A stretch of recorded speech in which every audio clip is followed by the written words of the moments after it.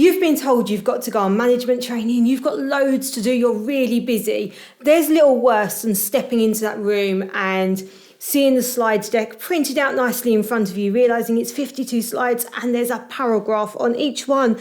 And then you discover that the trainer is just going to sit and read through the slides for you. You could have read through that in 10 minutes rather than spending your entire day on this training. Well, that is the worst of worst management training. Actually, I think there's one thing worse than that, which I'm going to tell you about in a minute. But firstly, let's introduce me. I'm Jenefer. I'm the founder of Silk Helix, if you haven't seen my videos before. And we do management training. Well, actually, I deliver all our management training. And I think that's really important because it means you get me, you get what you see in these YouTube videos, and you get engagement and stories and all the rest of it. So I'm going to tell you why I think that type of training is so awful and how I kind of do it better. So yeah, let's declare straight up, I've got an interest in this video and telling you about our training. But that kind of 52 slides, reading from the slides, it's slow, it's boring. I certainly find that really hard to deal with, and used to, even when it was like university lectures and things like that. For me personally, it doesn't really work, and that's why I don't train like that.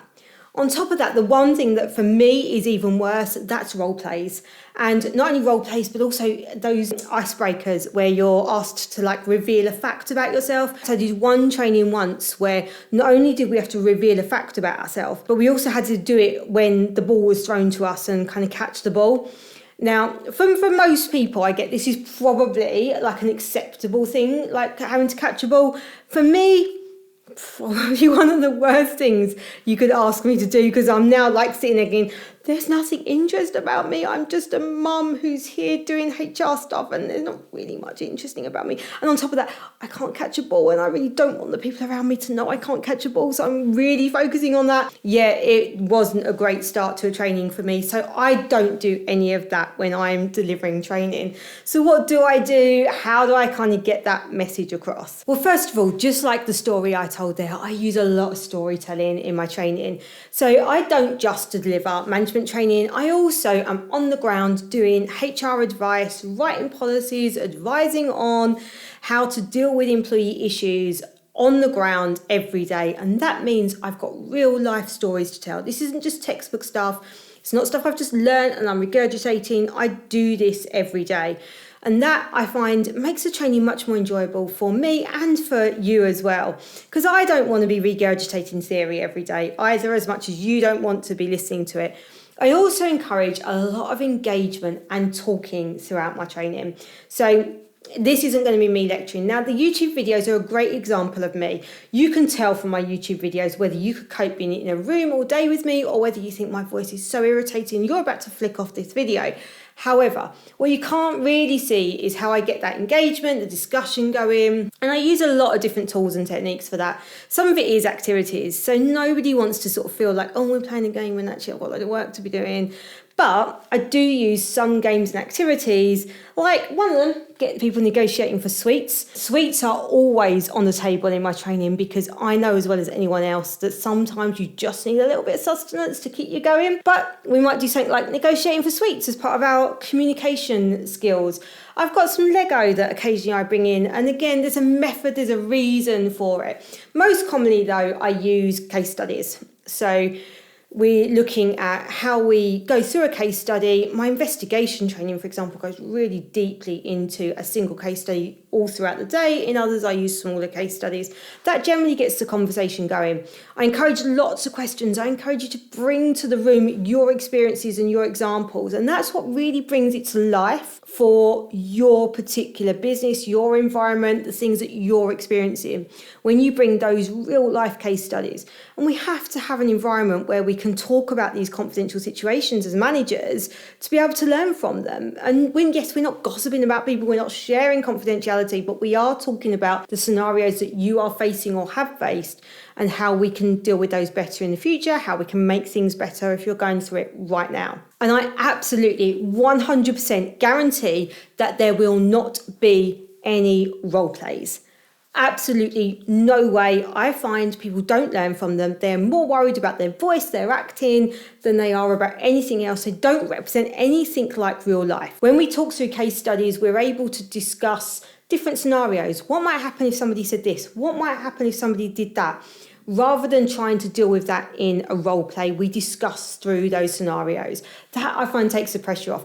I see the kind of breathe out sigh of relief when I promise people at the beginning of the day, it's always part of my introduction, there will be no role plays. I promise you there will be no role plays. And similarly in terms of icebreakers, now this is an interesting one, icebreakers, because trainers will often talk about the real benefits of icebreakers and getting people sort of up and moving and things like that. And I do agree with that. If I dive straight into a bit of a lecture, I can see the kind of energy drain out of the room pretty quickly. I can also see people coming in sort of a little bit anxious, especially if they've not met me before. When people have met me before, I find that obviously there's much more kind of coming in and conversation. But that first time, people walking in the room, trying to work out where they sit, trying to work out if they're going to get picked on, if they can hide at the back, all of those things. And often people are bringing with them fears and feelings, examples from other training or other learning, and sometimes at school as well, that kind of thing of, oh, teacher stood at the front, and I don't want to be like that at all. So I make sure that my room looks inviting and engaging when people come in, and that generally gets the conversation started, which works firstly as an icebreaker before we've even started. So when you walk into my training room, what you're going to find? You're going to find a stress ball. Everybody gets stress ball. Silk Helix stress ball. Everybody gets one of those. I'll clock the person that's going to throw it across the room. But for most people, these are quite beneficial. That's something just to play with during the session that can be really useful for helping people with concentration. So stress ball is always going to be there. I also have workbooks. So I use workbooks in all of my sessions. So things like case studies are all detailed in there, which means you've got that to take away, write your own notes in, reflect back on at the end of the day. But it means that you've got something to sort of flick through and see what's going to be on there. Now, you're not going to see a printout of like the slides as such. What you are going to see is like our case studies. You'll see some sort of information. You'll see some places where I'm encouraging bits of note taking. You'll also find that sometimes there'll be things in here that we don't actually do during the session. And that's because I'm adapting the sessions as we go through. So if I've got a group who's bringing loads of examples, doing loads of talking, we might find that actually that thing has been covered in those conversations and I don't need that activity or that case study. But the workbooks are there for that. And of course, you need a pen. So I'll make sure you've got a pen there too. And then I also have a supply, as I say, sweets. I've always got sweets on the table and also other types of fidget toys as well. And I'm gradually growing, investing in new things to put out there. But these, again, I find that the people that are training find different ones useful. I'm a poppet person myself. You'll quite often see me actually at the front sort of flicking a poppet while I'm talking, because I find that stops me getting distracted by the person walking past or the bird flying across the window. They are really useful for me. But other people, fidget spinners or these kind of marble mesh thingies are really useful as well. And again, I find that it gets people talking. People walk in and they're like, why are they on the table? What have you got them there for? And it's like, yeah, help yourself. You can use what you need, whatever's going to help you during the session. That often starts that conversation, gets that ice sort of broken. And then quite often I will start the day with some kind of activity. So it'll be something that's relatively simple, relatively straightforward, but kind of gets people talking immediately so that we've broken the ice. We've got into the day. I've said to people, you're going to be interactive. You're going to be taking part in this session. Don't think you're going to find somewhere to snooze at the back of the room whilst I give you a 52-slide lecture, because that is not going to happen. So the big thing for me about training is it's got to be engaging, it's got to be personal. I can't just give my training to somebody else to deliver, because it is from my stories, my experiences, my passion, all of that you are getting.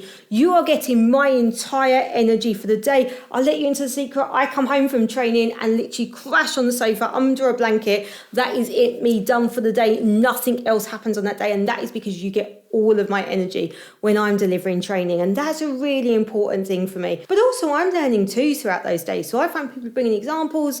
I'm sort of thinking on my feet and all of those kind of things. It's a big day and there's a lot goes into it. And I've had some really great feedback from people. People who've actually gone away and spent the evening talking about my case studies with their partner. That one always surprises me when I get that bit of feedback. But I've had people tell me how useful it is. I've had people tell me how much confidence they take back into managing their team. So don't just take my word for it.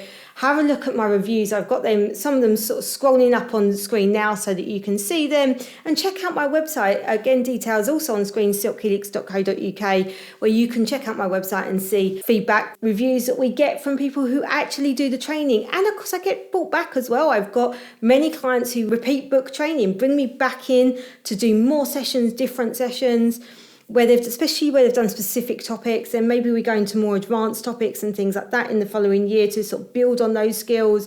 So that's always a good sign to me that I'm doing something right, when I get brought back in to do more training, and when people remember my training as well and want me to be there. They want to spend a day in the training room. I think that's always a bit of a feel-good factor. So if you want me to come in and talk to your management team, I've got training ranging from management development, which is done over 3 or 4 days, spread out over a period of time. So we usually have a number of weeks in the middle to go and sort of put your learning into practice, then come back and reflect on it. I've got HR for non-HR managers course, which covers everything you need to know, from employment law, contract law, to discipline, grievances, managing time off, all of that. Or I've got deep dives into specific subjects, from absence, performance, neurodiversity awareness, ED&I, equality, diversity, inclusion awareness, a whole range of courses available on my website. And if you haven't got a management team, then I have got digital courses available too, so you're not going to miss out. Unfortunately, you don't get the fidget spinners and the stress balls with that one, but you do get my passion and me and a whole range of videos going through all of the topics. So if you want to check out my digital courses or book me to come and speak to your management team, check out the details in the description below, and I look forward to talking to you. In the meantime, don't forget to hit that subscribe button and the notification bell so you don't miss a single video, and keep up to date with all things employment law and HR.